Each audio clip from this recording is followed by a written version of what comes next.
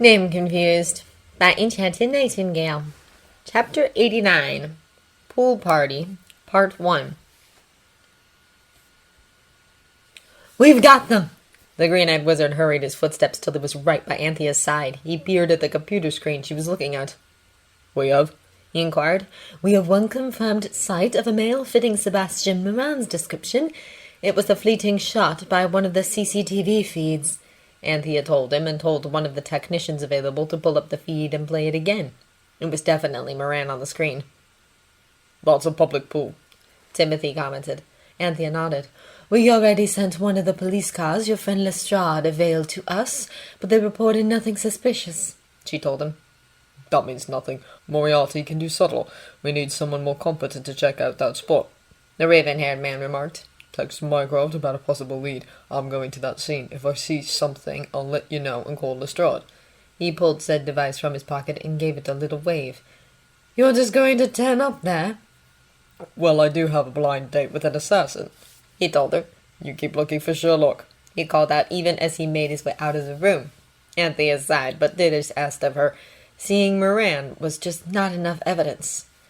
"So what if he cheated and used spells to track the errant duo down the moment he was out of Mycroft's building and prying eyes? Time was once again of essence." It was curious and ironic how much of his time he spent looking after Sherlock Holmes and running to his rescue, because it was probable that Moriarty had gotten his hands on John or Sherlock, or worse, the both of them.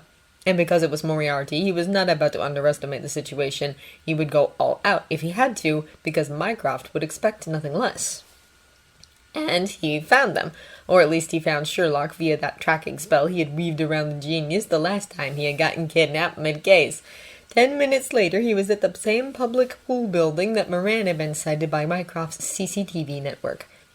He avoided being seen by the cameras because there would be no way to explain to his colleagues how he had closed the distance so fast. So he went invisible before he even approached the building. Unlike the Muggles who had tried before, it was easier for him to find out if there were people inside. Hominum revelio. The charm was second nature by now. The results were unsurprising. If Sherlock is here, then John has to be nearby, and Moriarty as well. Where Moriarty is, Moran follows. The wizard mused to himself. That was 4 people, and the spell had revealed there were 4 more people in the premises. He had even the odds before he even attempted to get closer to the first 4. It was relatively easy for the invisible wizard to break in and track each person down.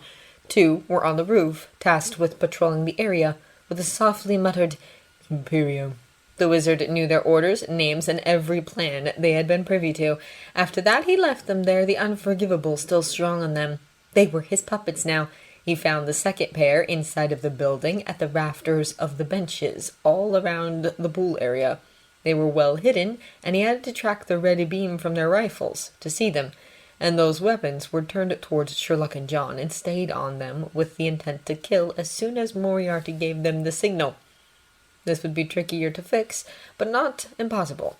Moriarty's attention was focused entirely on the younger Holmes, looking excited for the face-off between them, even though John Watson was halfway between the two of them, wearing a vest with enough explosives to be a danger to anyone around him.